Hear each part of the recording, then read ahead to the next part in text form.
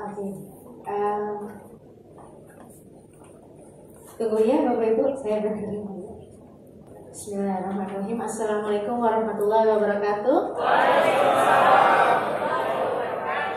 Saya sangat berterima kasih terhadap atas undangan yang telah diberikan terutama untuk Prudential di Surabaya dan Jawa Timur dan sekitarnya, karena saya diberikan kesempatan mewakili Prudential untuk bisa berdiri di sini, ya teman-teman ya. Nah, di sini saya ucapkan terima kasih untuk Pak Syakir Sula, kemudian ada Pak Imron dan Pak Amin serta seluruh penggerak tenaga pemasar Prudential atau dengan tenaga pemasar asuransi lainnya, ya. Pertama-tama perkenalkan dulu, nama saya Ira. Nah, di sini saya akan menginformasikan mengenai peran asuransi syariah, ya, dalam pengembangan potensi ekonomi keuangan syariah. Seperti yang sudah diinformasikan oleh Pak Syakir Sula sebelumnya, bahwa sebenarnya saya secara pribadi dan kita juga melihat bahwa potensi penduduk Indonesia ini sangat besar. Betul ya Bapak Ibu ya? Potensi penduduk Indonesia sangat besar, terutama yang beragama Muslim. Nah, kita melihat banyak sekali tren yang berbicara mengenai syariah. Salah satunya yaitu mengenai keuangan syariah. Dan di sini peran Prudential, nah, untuk program asuransi jiwa syariah. Nah, ini cuma sayangnya kepotong ya Mas.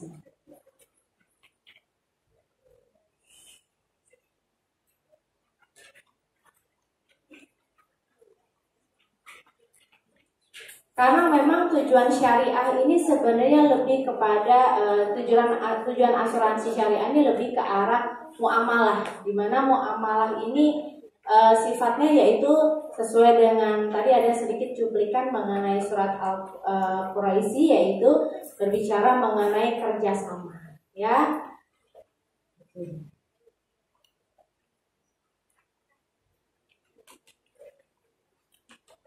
Ini ya, karena di dalam Islam ini, terima kasih, karena di dalam Islam di sini tertulis di dalam surat Al-Quran, surat Quraisy, yaitu ada dua faktor yang mendukung masyarakat untuk aktif dalam melakukan kegiatan ekonomi, yaitu mengenai kecukupan pangan dan rasa aman. Kecukupan pangan itu adalah suatu titik di mana harus dipenuhi dulu. Setuju ya Bapak Ibu ya?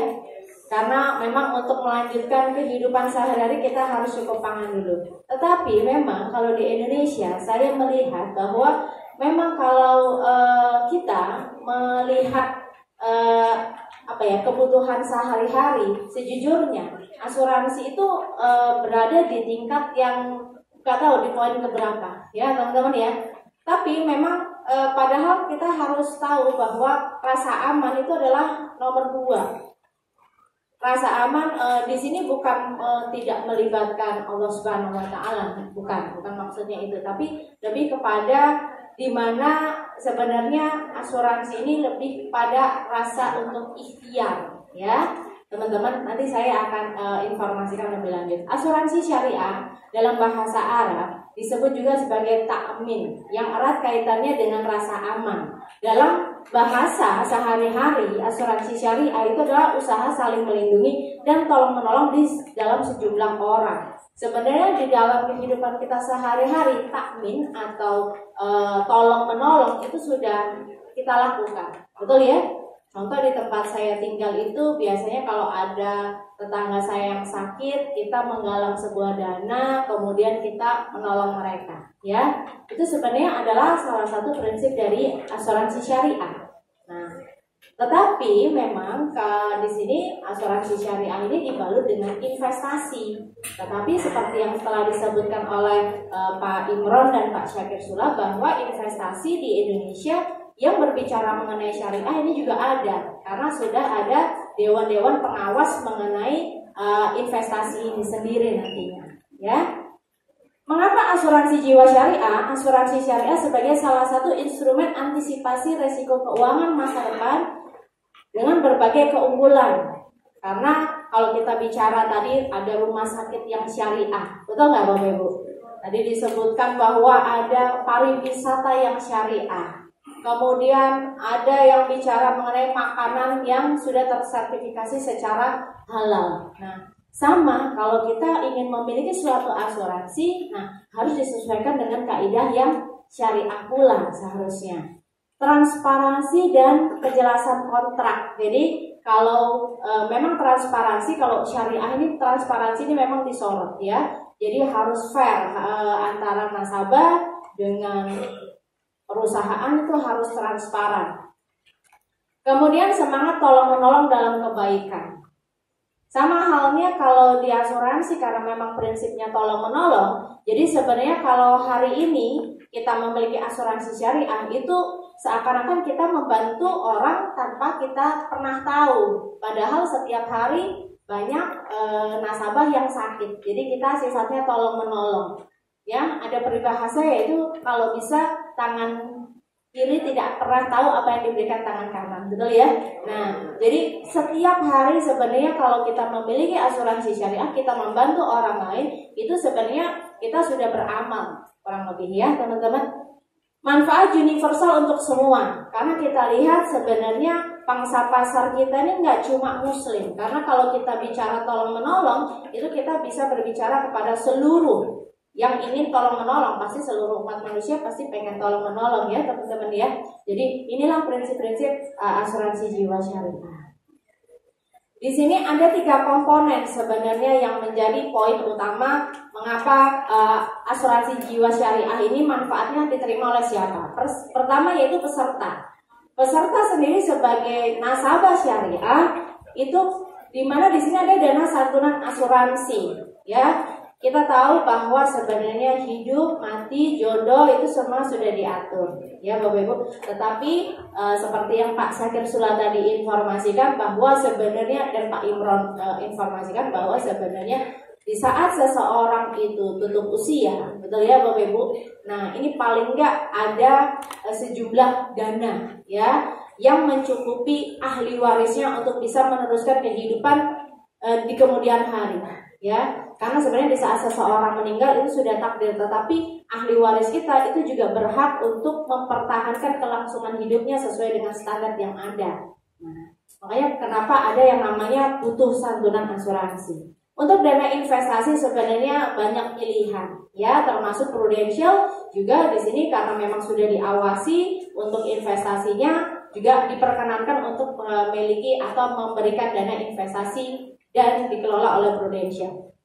Charity, ya, kemudian sesuai dengan tadi charity ada yang bilang yang mengatakan yaitu wakaf. Nah ini ya Bapak Ibu, sesuai dengan syariah dan pengelolaan yang transparan dan profesional karena asuransi syariah yaitu memberikan ini ya pernyataan transaksi atau biasanya Bapak Ibu sering kenal yaitu rekening koran yang akan kita berikan secara terus ya kepada nasabah. Kemudian kalau sebagai perusahaan pasti tidak menutup kemungkinan sebagai perusahaan ingin mendapatkan keuntungan ya, karena kalau memang kita berbentuk PT perseroan terbatas itu pasti ada keuntungan yang diperoleh. Makanya kita sebagai peserta, sebagai nasabah kita memberikan ujroh fee ya, karena memang ujroh atau fee itu sebenarnya lazim adanya ya Bapak Ibu di dalam setiap kehidupan. Pasti di saat kita menerima jasa manfaat kita memberikan fee kepada orang. Nah, dan ini juga menjadi peluang bisnis karena sebagian besar teman-teman yang hadir di sini ini adalah partner bisnis prudensial. Berikan aplaus dong untuk partner bisnis. Dan di sini untuk masyarakat yaitu kehidupan yang lebih baik. Karena memang asuransi ini fokusnya yaitu untuk memperbaiki keadaan masyarakat. Di mana di saat saya sakit, contohnya saya tidak perlu merepotkan keluarga saya, ya Bapak Ibu. Kemudian kesehatan yang lebih baik, karena memang memberikan di saat saya punya asuransi, maka di sini akan saya lebih gampang untuk mencari pengobatan, sehingga kesehatan saya menjadi lebih baik. Pendidikan lebih baik. Kenapa bisa dikatakan pendidikan lebih baik? Karena memang di sini saya sebagai orang tua bisa mempersiapkan dana pendidikan anak saya. Ya, bahkan ada beberapa produk yang memang ditawarkan khusus untuk dana pendidikan, sehingga di saat orang tua terkena resiko anak kita tetap bisa kuliah sesuai dengan harapan kita, ya. Karena pemerintah sekarang sudah luar biasa, SD bisa gratis, SMP juga, SMA juga bisa memperoleh lebih hemat pengeluaran orang tua. Tapi kalau kuliah, saya sejauh ini belum pernah dengar kalau ada kuliah gratis. Nah, itu mungkin menjadi fokus orang tua untuk dana pendidikan. Tumbuhnya semangat tolong menolong, ya Bapak Ibu ya, karena di saat kita memiliki asuransi, maka ini dengan kata lain kita udah menolong orang lain. Dan lapangan pekerjaan, karena kita membuka yaitu sebagai tenaga pemasaran di sini. Kemudian untuk bisnis pengelolaan asuransi jiwa, mungkin bagaimana cara pengelolaannya? Nah, ini saya sebagai peserta di sini, ya, mungkin kalau ini sebagai peserta menitipkan sejumlah dana kepada perusahaan, di mana akadnya namanya wakalah bil ujroh, ya. Wakalah itu memberikan kewenangan pengelolaan kepada perusahaan. Kemudian perusahaan tersebut akan kita berikan ujroh atau fee, ya, atas pengelolaan tersebut. Di mana perusahaan ini nanti akan mengelola dana yang saya titipkan akan dialokasikan ke dua tempat. Ada yang namanya dana tabaru yang di atas, ya, itu akadnya namanya hibah, ya. Jadi kita sifatnya hibah karena sifatnya tolong menolong dana tabaru. Sedangkan ada dana investasi, nah ini sifatnya tijaroh. Kalau tijaroh berbeda dengan tabaru. Kalau tijaroh itu memang tujuannya untuk cari keuntungan, karena kita berinvestasi pasti, betul ya Pak ya, kita kepengen dapat hasil yang lebih gitu. Nah, di mana dana investasi ini nanti akan saya dapatkan kembali sebagai peserta menjadi manfaat investasi saya dan bisa saya nikmati, bisa saya tarik untuk dana pendidikan anak saya pada saat saya pensiun atau pada saat saya membutuhkan modal usaha nantinya setelah saya pensiun. Sedangkan dana tabaru yang dikelola oleh Prudential ini juga nggak didiamin aja sama Prudential, yaitu di sini dana tabaru ini nanti akan disimpan, ya, diinvestasikan pasti, tapi di investasi yang syariah, ya, yaitu di deposito tapi yang syariah. Sehingga kalau toh saya membantu seseorang sudah dipastikan dananya ini berasal dari dana yang sesuai dengan kaidah syariah, ya. Nah, dimana mungkin bisa jadi suatu saat nanti saya mudah-mudahan nggak pernah sakit, betul ya Pak ya? Saya jaga kesehatan saya sehingga saya nggak kena kondisi kritis, saya di jalan raya saya berhati-hati. Tetapi sudah ketetapan Allah, sudah qadar Allah, ya teman-teman, suatu saat saya akan dipanggil menghadapnya, betul ya? Nah, di saat itu juga saya akan mendapatkan manfaat asuransi, bukan kepada saya sebenarnya, tapi lebih kepada ahli waris saya. Ya, ini kurang lebih adalah bisnis pengelolaan asuransi jiwa syariah. Nah, ini karena banyak tulisan, jadi saya rangkum saja, ya. Ada asuransi jiwa konvensional itu yang tidak syariah, dan ada asuransi jiwa yang syariah. Sebenarnya perbedaannya di mana? Sama seperti ada bank konvensional dengan syariah, pasti ada bedanya, ya. Kalau yang konvensional itu kontraknya jual beli. Di awal sudah jual beli antara, yaitu saya sebagai nasabah, saya jual beli dengan perusahaan asuransi. Kalau saya sakit, perusahaan asuransi bayarin saya, gitu ya. Tetapi kalau asuransi jiwa syariah itu sifatnya yaitu tabaru, tolong menolong, ya. Saya ingin membantu orang lain, begitu pula orang lain ingin membantu saya. Jadi di sini banyak orang yang ingin saling tolong menolong, tapi uangnya nggak bisa dikelola sendiri, makanya ada perusahaan asuransi yang membantu mengelola. Kepemilikan dana. Nah, kalau masalah untuk konvensional, kepemilikan dana, semua uang yang kita berikan kepada pihak asuransi, ya, itu nanti menjadi milik perusahaan asuransi, ya. Jadi mau diapain sama perusahaan asuransi itu sebenarnya kewenangan dari perusahaan asuransi. Tetapi kalau asuransi jiwa syariah yang terkumpul tadi karena memang akadnya tabaru, sehingga perusahaan asuransi hanya bertugas sebagai pengelola saja.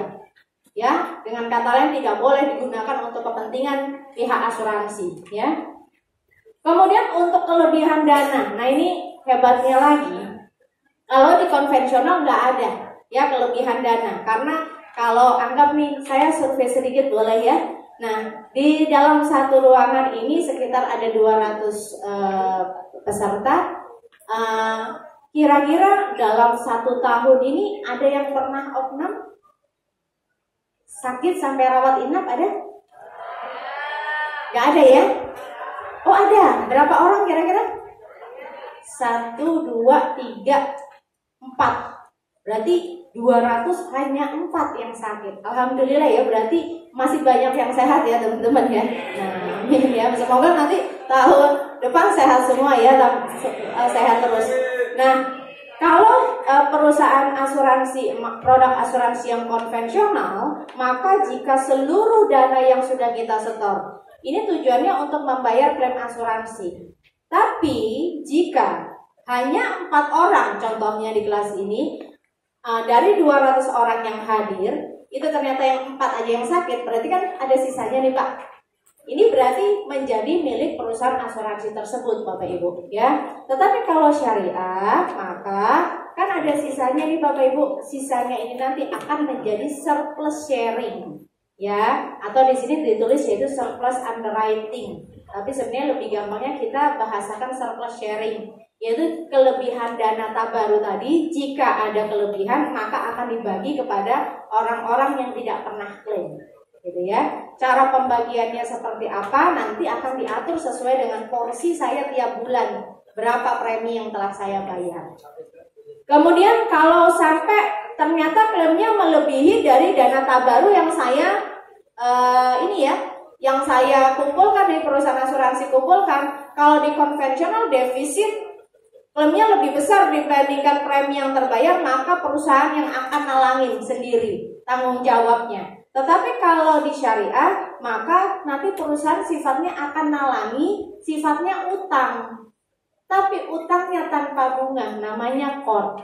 Ya, utang tanpa bunga ini tujuannya yaitu nalangin dulu. Tapi nanti tahun depan kalau memang ada surplus, utang tersebut akan dikembalikan. Kurang lebih seperti itu, ya, tapi tanpa bunga.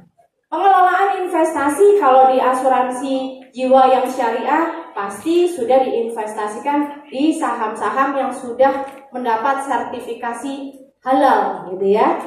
Kemudian untuk asuransi jiwa syariah sendiri sudah punya Dewan Pengawas Syariah Nasional, ya, termasuk Prudential sudah memiliki Dewan Pengawas Syariah.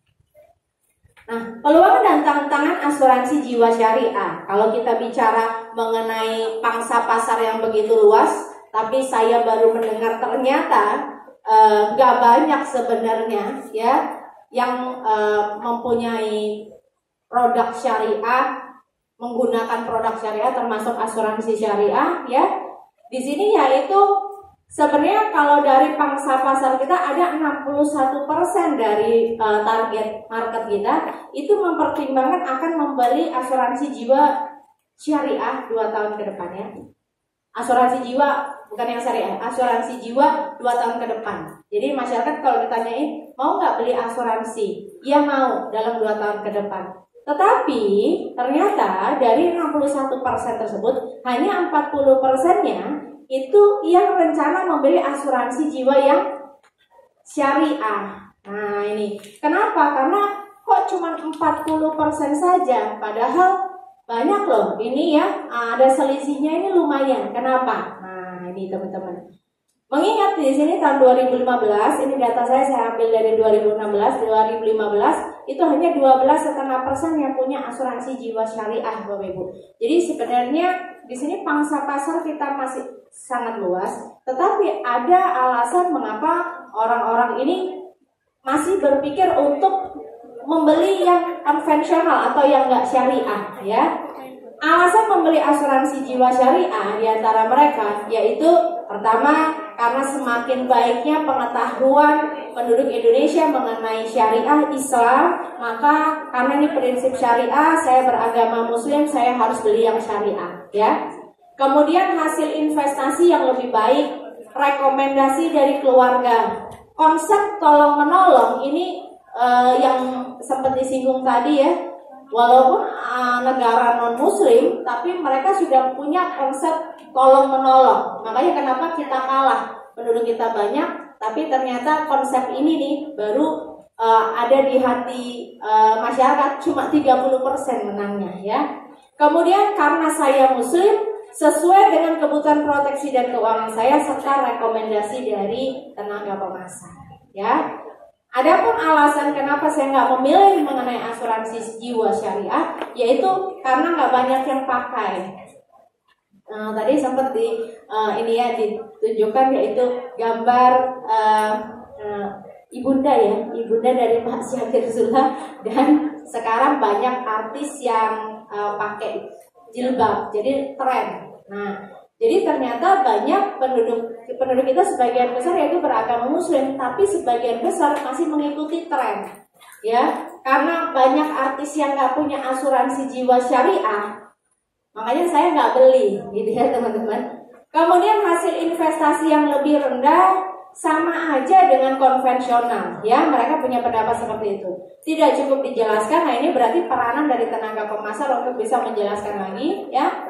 Persyaratannya lebih sulit, kurang mengerti mekanismenya, dan preminya mahal ya. Ini adalah survei yang kita dapatkan dari masyarakat ya Bapak Ibu.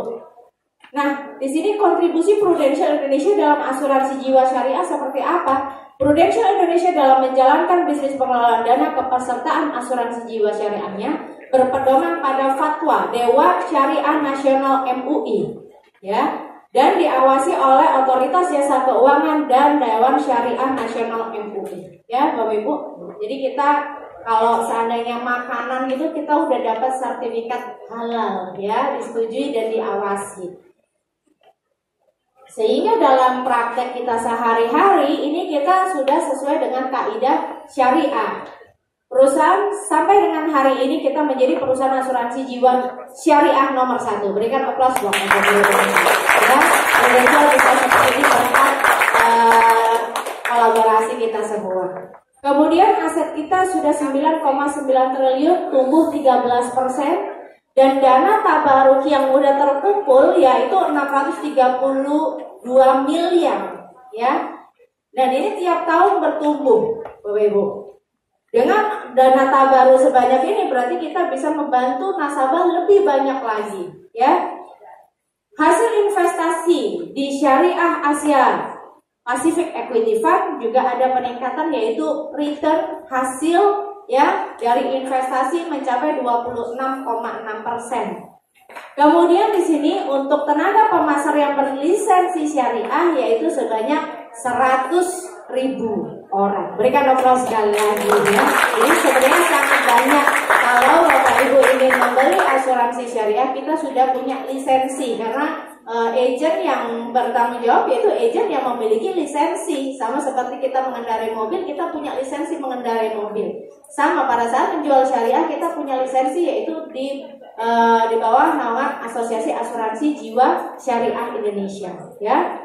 Dan kontribusi atau premi dana yang terkumpul dari seluruh nasabah yaitu di sini 3,4 triliun ya Bapak Ibu. Nah, sekian dari Prudential, terima kasih atas waktunya. Assalamualaikum warahmatullahi wabarakatuh.